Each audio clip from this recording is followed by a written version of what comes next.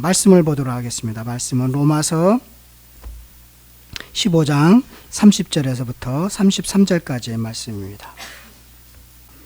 형제들아, 내가 우리 주 예수 그리스도와 성령의 사랑으로 말미암아 너희를 권하노니 너희 기도에 나와 힘을 같이하여 나를 위하여 하나님께 빌어 나로 유대에서 순종하지 아니하는 자들로부터 건짐을 받게 하고 또 예루살렘에 대하여 내가 섬기는 일을 성도들이 받을 만하게 하고 나로 하나님의 뜻을 따라 기쁨으로 너희에게 나아가 너희와 함께 편히 쉬게 하라. 평강의 하나님께서 너희 모든 사람과 함께 계실지어다. 아멘. 오늘은 예수님이 예루살렘에 입성하는 날을 기념하는 종려주일입니다. 성경을 읽어보면 예수님이 예루살렘에 입성하실 때 수많은 군중들이 종려나무 가지를 손에 들고 예수님을 맞이했습니다. 그런데 예수님은요, 그렇게 환호하는 그 군종들을 외면한 채 어린 나귀를 타고 비틀거리면서 예루살렘 성에 입성하셨습니다. 군중들이 맞이하는 그 환호성과 같은 모습과 입성하시는 예수님의 모습은 너무나 동떨어져 있습니다. 당시 군중들의 손에 들려있는 그 종려나무는 왕을 상징했습니다. 그래서 수많은 군중들이 종려나무 가지를 들고 예수님을 맞이했다는 것은 예수님을 왕으로 인정하고 그렇게 맞이했다고 말할 수 있겠습니다. 그런데 예수님은 어린 나귀를 타고 비틀거리듯이 예루살렘 성에 입성하셨습니다.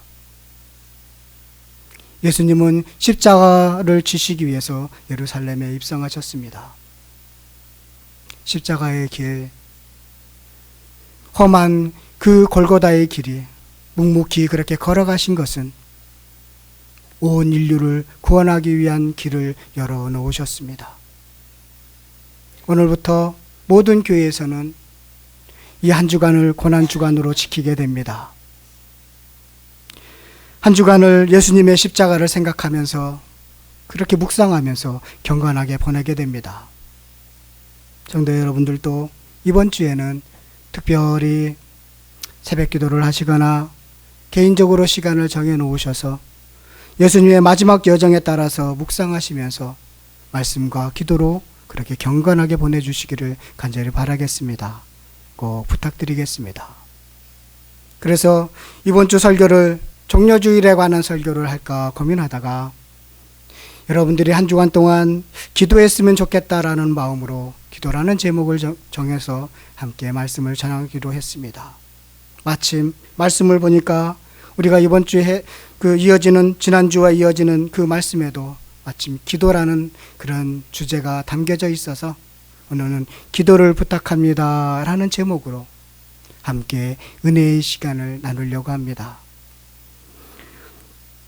여러분, 제가 기도하세요, 기도 이런 얘기 들으시면 부담스럽죠? 새벽 기도하세요, 수요 기도하세요, 차례 기도에 참석하셔야 됩니다. 그런 말씀을 들으시면 참 제출하지 못한 숙제를 남겨놓은 것 같은 그런 부담감이 들죠. 제가 설교를 끝나고 나서 우리 다 같이 기도하는데 어쩌면 학생들에게는 이 기도의 시간이 길게 느껴지고 부담스럽게 느껴질 수도 있겠죠. 기도는 우리들에게 늘 숙제이고 부담으로 느껴집니다. 왜 그렇게 부담감으로 느껴질까요? 그것은 기도에 대한 능력, 기도의 맛, 기도의 엄청난 것들을 체험하지 못했기 때문에 아닌가 생각이 듭니다. 여러분, 기도는요, 모든 종교에 있습니다. 지금도 밀림에서 행하는 무속신앙에도 기도가 있습니다. 모든 종교에는 소원을 비는 기도가 있습니다. 기도를 통해서 자기 자신의 소원을 성취하려고 그렇게 기도를 사용하고 있습니다. 기독교 신앙생활에서도 가장 중요하게 작용하는 것이 기도입니다. 기독교에서의 기도도 개인적인 소원을 담겨져 있습니다. 그런데 근본적으로 기독교의 기도는 하나님의 뜻에 순종하기 위해서 기도합니다. 하나님의 뜻에 순종하는 것이 가치 있고 선하고 보람되는 인생이기 때문에 우리는 기도하는 것은 하나님의 뜻에 순종하기 위해서 기도하는 것입니다. 러시아의 작가 톨스토이가 어렸을 때 신앙생활을 했는데 18살 때 교회를 떠나서 55세 때에 돌아왔습니다. 그는 신앙론이라는 글에서 이렇게 글을 남겼습니다. 내가 18살 되던 때 친구가 찾아왔습니다. 그 친구가 신이 사람을 만든 것이 아니라 사람이 신을 만들었어. 사람은 미래가 두려워서 사회를 만들었고 죽음이 두려워서 종교를 만들었어 라고 그 친구가 자신을 설득했다고 합니다. 그 소리를 듣는 순간 그게 진리라는 생각이 들어서 그는 교회를 떠났습니다. 그리고 나서 55세 때 교회로 돌아오면서 나는 이제 비로소 어머니 품과 같은 안식을 누리게 되었습니다. 참된 안식을 누리게 되었습니다. 라는 그런 글을 남겼습니다. 기도는 신앙에 참된 안식을 줍니다. 여러분, 기도는 이런 거예요. 하나님은 이 성경을 통해서 우리에게 말씀을 하십니다. 기도는 우리 인간적인 입장에서 하나님께 여쭙는 것입니다.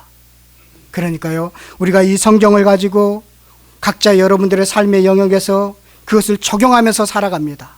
그런데 적용하면서 살아가면서 이해하지 못할 일들을 만나게 됩니다. 또한 문제들을 만나게 됩니다. 그런 다양한 문제를 가지고 하나님께 여쭙는 것이 바로 기도인 것입니다. 그러면 하나님은 그 기도를 들으시고 다시 성경을 통해서 이처럼 저처럼 말씀을 해석하는 설교를 통해서 아니면 예배 중에 찬양으로 또 사람과 환경을 통해서 하나님의 뜻을 가르쳐 줍니다. 이것이 기도인 것입니다. 이 기쁨을 여러분들이 누리시다 보면 기도는 하지 말라고 해도 하게 되어 있다는 것입니다. 그래서 기도하지 않는다는 것은 교만한 사람인 것입니다. 여러분, 우리 남양주 성실교회 모든 성도들이 이런 기도의 복을 누리시기를 바라겠습니다. 그렇다면 이런 기도의 복을 누리기 위해서는 먼저요, 우리 성도들끼리 서로 기도를 부탁하는 일들이 많았으면 좋겠습니다. 첫 번째 한번 따라했으면 좋겠습니다. 신앙의 동료들에게 기도를 부탁하세요. 바울이 오늘 본문의 말씀을 보면 바울이 기도를 부탁하고 있다는 사실에 놀라지 않습니까? 지난주 말씀드린 것처럼 바울은요, 영적인 체험을 대단히 하신 분입니다. 그렇다면 그런 분은 하나님이요, 기도하지 않아도 척척척척 알아서 그렇게 들어주실 만하지 않습니까? 그런데요, 지금 바울은 로마 교회 성도들에게 자신의 나약함을 이야기하면서 기도를 부탁하고 있습니다. 저는 이런 말씀을 읽으면 은혜가 됩니다. 혹시 여러분들 중에 믿음이 높은, 여러분들보다 믿음의 경지가 높은 분들로부터 기도를 부탁받아 보신 적이 있습니까? 아니면 여러분들이 어린아이와 같이, 그리고 여러분들의 자녀, 믿음 약한 자녀들에게 나 기도 좀 해줘 라고 부탁하신 적이 있습니까? 대부분의 기도를 부탁한다는 것은 자기보다 신앙 수준이 높거나 그리고 자기보다 신앙생활을 잘하는 사람들에게 기도를 부탁하는 경우가 통상적입니다.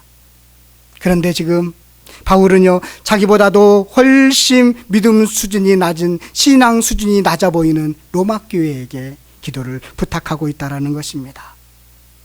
우리는요, 자신보다 신앙 수준이 낮다고 생각하는 사람에게는 기도 제목조차 내놓지 않고 있습니다. 이게 차이인 것 같습니다. 그래서 30절에 보면 나도 열심히 기도할 텐데요, 저와 똑같이 기도해 주세요 라고 기도를 부탁하고 있습니다. 예수님의 이름으로, 성령의 사랑으로 나와 똑같이 힘을 합쳐서 그런 내 마음과 동일한 마음으로 기도해 주세요 라고 기도를 부탁하고 있습니다. 이런 면을 볼 때 참 바울은요, 겸손한 분이구나 라는 것을 그 일상의 표현에서 배울 수 있는 것입니다. 그래서 저는 이 30절과 같은 말씀에 은혜를 받습니다. 저는 목사로서 기도 부탁을 자주 받게 됩니다. 저는 몇 분의 선교사님으로부터 늘 주기적으로 기도를 부탁받고 있습니다. 최근에 어떤 중국 선교사님으로부터 기도를 늘 받고 있었는데 제가 최근에는 참 기도하지 못했습니다. 근데 그 중국 선교사님의 소식을 들었습니다. 현지인의 배신으로 신변의 위험을 느끼게 되었고, 아침마다 늘 일어나면 창문을 열고 누가 밖에 있는지 늘 확인하면서 하루 일과를 시작할 정도로 신변의 위험을 느끼고 있다고 합니다. 그래서 심한 스트레스를 받아서 공황장애를 끌었던 그런 것 같은 증상을 보일 정도로 힘들다라는 소식을 들었습니다. 이 소식을 듣고 그동안 기도 부탁에 형식적으로 임했던, 정직하지 못했던 저의 모습을 보면서 부끄러웠습니다. 제가 예수님이 기도를 부탁했는데 잠자고 있는 제자들의 모습과 너무나 흡사했기 때문입니다. 마태복음 26장 37절에서부터 46절은 예수님이 겟세마네 동산에 올라가서 마지막 골고다에서 십자가를 지시기 위해서 기도하는 장면의 내용이 들어 있습니다. 예수님은 베드로와 요한과 야고보를 데리고 함께 기도하러 갔습니다. 그 기도하러 가서 예수님은 이렇게 부탁했습니다. 지금 내 마음이 너무 괴롭고 힘들으니까 너희들도 함께 깨어서 기도해 주기를 바래. 나는 조금 떨어져서 기도할 테니 너희들도 함께 깨어서 기도해 주기를 바래. 라고 그렇게 부탁을 했습니다. 기도를 부탁하신 거죠. 그리고 나서 예수님은 조금 떨어진 곳에 가서 1시간 동안 머리를 땅에 대며 핏물이 되도록 그렇게 열심히 기도를 했습니다. 그리고 나서 돌아왔는데 기도를 부탁받은 제자들은 여전히 졸고 있었습니다. 그래서 다시 예수님은 제자들에게 기도를 부탁합니다. 그리고 다시 가서 기도를 했습니다.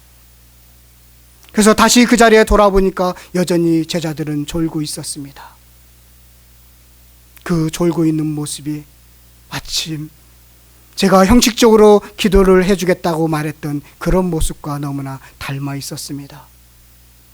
영적인 긴장감이 떨어지고 하나님의 깊은 뜻을 헤아리지 못한 사람들처럼 그렇게 형식적으로 변해가는 저의 모습을 보고 참 많이 회개하게 되었습니다.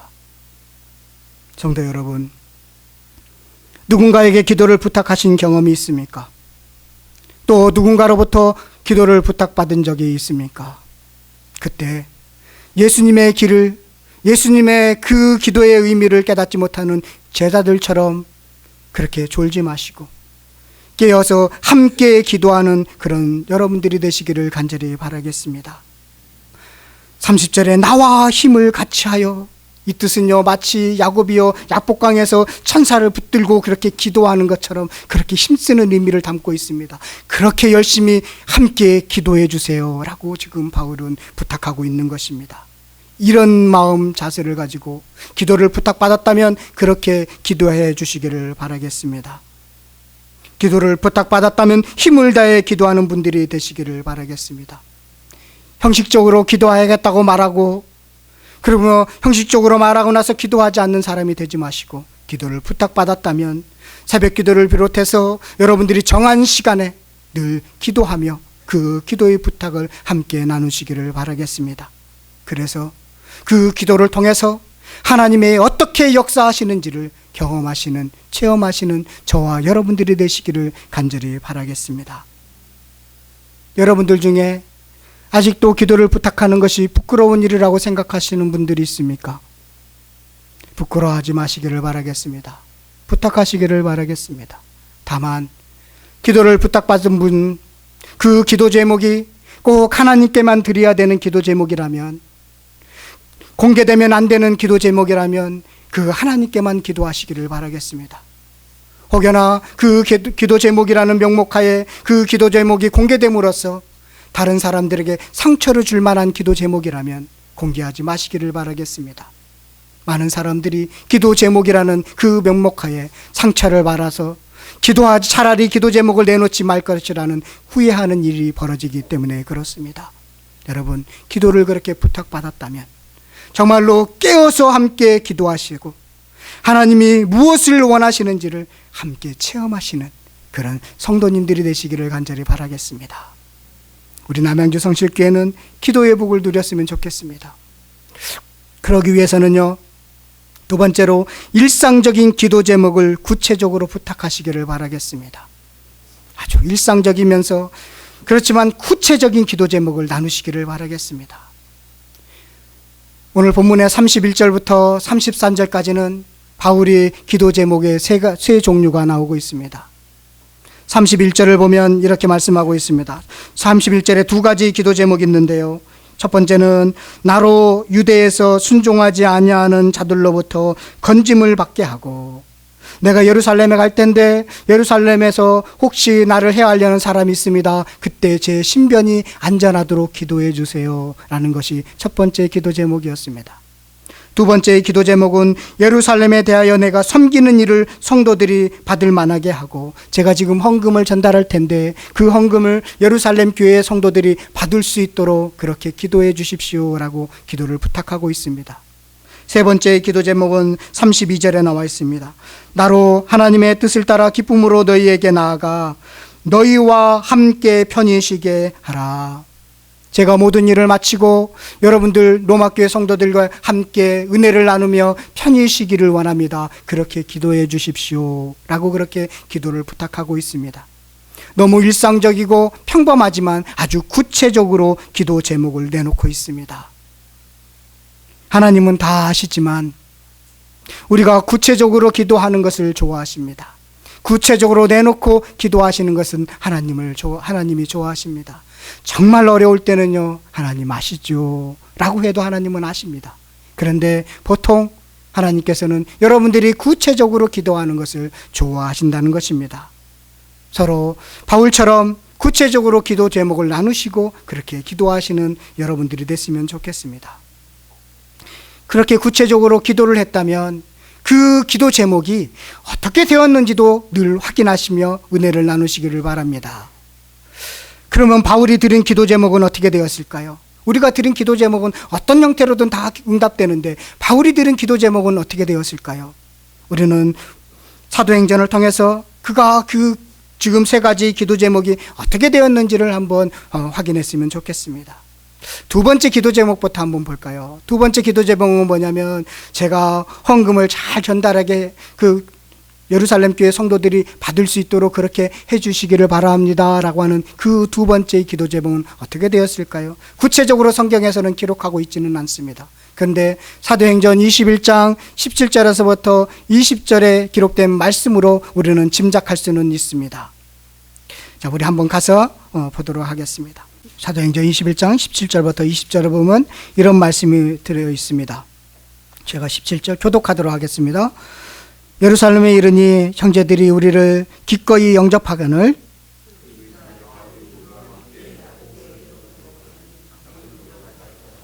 바울이 무난하고 하나님이 자기의 사역으로 말미암아 이방 가운데 하신 일을 낱낱이 말하니,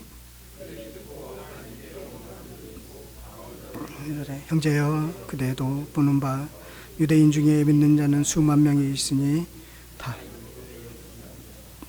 지금 바울의 사역 보고를 듣고 하나님께 영광을 돌렸다는 20절의 말씀을 볼 때 예루살렘 성도들이 바울이 모아온 헌금을 받지 않았을까 그렇게 짐작할 수는 있습니다. 그런데 받았다라는 내용은 기록되지 않지만 이 말씀을 볼 때 그렇게 응답되었구나 우리는 그렇게 짐작합니다. 그러면 첫 번째 기도 제목은 어떻게 되었을까요? 첫 번째 기도 제목은 바울이 예루살렘에 도착했을 때 신변에 안전할 수 있도록 기도해 주세요 라는 기도 제목은 어떻게 되었을까요? 당시 상황을 볼 때 바울이 예루살렘에 간다는 것은 마치 사자굴에 발을 디디는 것과 마찬가지였습니다. 위험천만한 일이었습니다. 기회만 있으면 바울을 죽이려고 하는 사람들이 많았습니다. 그들 중에는 바울을 죽이기로 작정하고 나는 바울을 죽이기 전에는 마시지도 않고 먹지도 않겠다라고 그렇게 결사대를 이룬 40명의 사람이 있을 정도였습니다. 실제로 바울이 예루살렘 성에 들어 입성하자마자 큰 소동이 일어났습니다. 유대인들이 일어나서 바울을 잡아서 성전 밖으로 끌고 갔습니다. 때리고 이제는 죽을 수밖에 없는 절체절명의 순간이 다가오고 있었습니다. 그토록 그동안 열심히 기도했는데, 신변이 안전하도록 그렇게 기도했는데, 그런 진짜 염려했던 일이 벌어졌던 것입니다. 그 상황에서 야고보와 같은 주님의 사도들은 보이지 않습니다. 과거 20, 30년 전에 베드로의 설교로 3,000명, 5,000명이 회개했는데, 세례를 받았는데 그들은 보이지 않습니다. 어느 누구도 지금 바울을 구해줄 수 있는 어느 누구도 보이지 않는 상황입니다. 그때 그 기도의 제목이 어떻게 이루어졌을까요?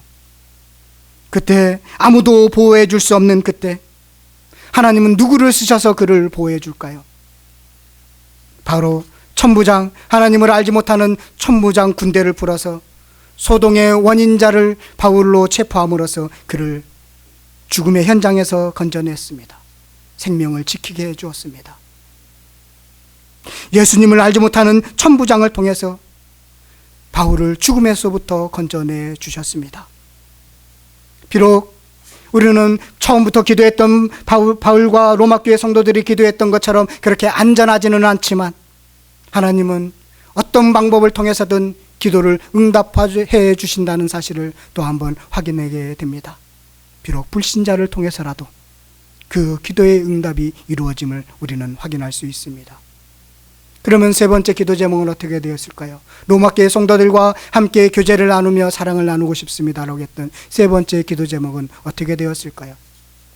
바울은 예루살렘에서 체포되어서 2년 동안 감옥 생활을 했습니다. 그리고 제수의 신분으로 로마교회 로마에 도착했습니다. 그런데요, 비록 제수의 신분이지만 어느 누구하고도 그렇게 자유롭게 왕래할 수 있는 감금 생활을 하게 됨으로써 세 번째 기도 제목은 그렇게 편안한 환경은 아니지만 하나님께서는 서로 교제할 수 있는 여건을 만들음으로써 그 기도 제목이 그렇게 성취되었음을 우리는 알 수 있습니다. 이처럼 모든 기도는 응답됩니다. 우리가 드렸던 모든 기도는 응답됩니다. 그 응답된다는 사실을 늘 기억하시고 하나님의 은혜를 바라보며 그렇게 나아가시는 저와 여러분들 되시기를 간절히 축원드리겠습니다. 세 번째로는요, 하나님의 뜻에 따라 이루어지도록 기도를 부탁하시기를 바라겠습니다.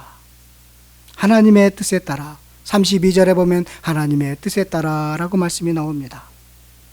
우리는 바울의 기도를 통해서 모든 기도 제목이 어떤 형식으로 이루어졌는지를 알게 되었습니다. 모든 기도는 응답되었습니다. 만약 우리들의 기도가 욕심에 의한 것이라면 절대로 응답되지 않습니다. 만약 여러분들의 자녀가 3살짜리가요, 시퍼런 칼을 달라고 징징거린다면 그 칼을 주면 위험할 수 있는 그런 환경 속에서 징징거린다고 해서 그 시퍼런 칼을 자녀에게 줄 부모가 어디 있습니까? 마찬가지로 우리가 징징거리고 아무리 애타게 구해도 우리에게 줄 경우 문제가 될 것은 절대로 들어주지 않는다는 것입니다. 왜 그러냐면 사랑하기 때문에 그렇습니다. 그러나 우리의 욕망이 아닌 하나님의 뜻에 따라서 기도하는 모든 기도 제목은 오늘 바울을 통해서 확인했던 것처럼 또 여러분들의 신앙생활에서 확인했던 것처럼 다 응답된다라는 사실입니다. 그래서 하나님의 뜻에 따라 기도하는 것이 중요합니다. 기도의 내용이 중요하다는 것입니다. 누가복음 18장 1절에서부터 8절까지 기록된 불의의 재판관의 이야기는 기도의 내용의 중요성에 대해서 우리에게 가르쳐주고 있습니다. 과부가 원한을 가지고 있었나 봅니다. 그래서 매일 아침마다 재판장에 가서 문제를 해결해 달라고 요구하고 있습니다. 그 과부의 끈질긴 요구에 이 재판장은 불의한 재판관이어서 하나님도 알지 못하는 그런 불의한 재판관이었는데 너무나 끈질기게 그렇게 요구해서 이제는 못 참겠다, 도저히 안 되겠다 하면서 들어주기로 마음을 굳혔다라는 그런 이야기입니다. 우리는 이 이야기를 들으면서 그래, 기도는 끈질기게 하면 다 들어주시지, 기도는 쉬지 않고 그렇게 기도하면 하나님이 들어주시지, 그러면서 지성이면 감천이라는 식으로 이 이야기를 해석하는 경우가 있습니다. 끈질기게 기도하는 것도 중요합니다. 그런데 이 이야기에서 빼놓지 말고 간과하지 말아야 되는 중요한 단어가 있습니다. 우리 누가복음으로 한번 가보도록 하겠습니다.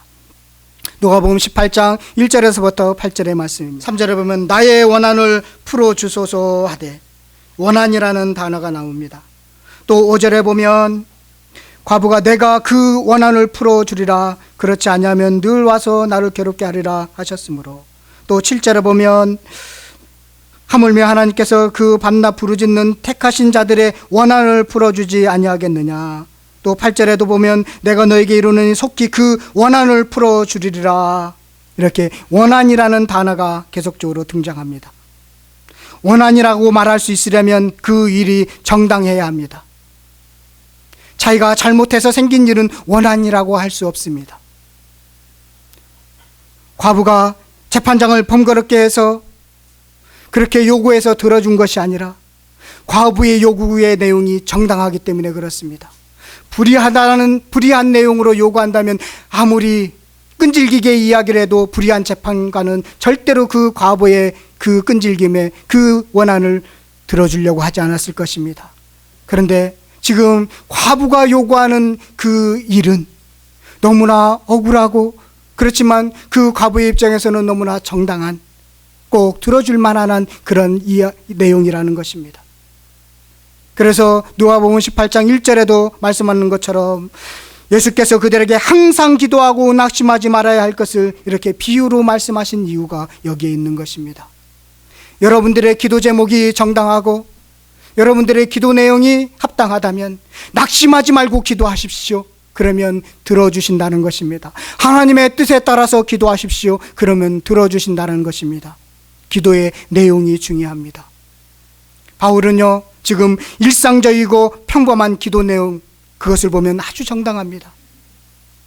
제가 예루살렘 교회에 갔을 때 신변의 안전을 보호해 주세요. 제가 하고 있는 이 사역이 완성되도록 도와주시옵소서. 그리고 제가 여러분들과 함께 사랑의 교제를 나누고 싶습니다라고 하는 기도 제목 하나하나마다 정당하고 빗나간 것이 없습니다. 이처럼 우리들의 기도가 정당하고 빗나간 것이 없다면 하나님께서는 분명히 들어주신다라는 것입니다. 여러분, 성도 여러분, 이 한 주간 기도의 지평을 열어가시기를 바라겠습니다. 기도를 심는 자로 살아가시기를 바랍니다. 서로 기도를 부탁하시고 서로 기도를 부탁받으시면서 그 하나님이 어떻게 우리의 기도에 응답하시는지, 그 정당한 내용의 기도에 어떻게 응답되는지를 체험하시는 저와 여러분들 되시기를 간절히 바라겠습니다. 혹여나 여러분들이 기도를 부탁받았다면 깨어있어 기도하는 사람들이 되시기를 바라겠습니다. 제자들처럼 형식적으로 기도를 부탁받아서 조는 자가 아니라 깨어있어서 기도함으로써 하나님이 여러분들을 통해서 또 무엇을 원하시는지를 경험하시고 체험하시는 그런 멋진 신앙생활을 하시기를 간절히 바라겠습니다. 이번 주 한 주간, 특별히 한 주간 경건한 모습으로 기도에 힘쓰시는 저와 여러분들 되시기를 간절히 축원드리겠습니다.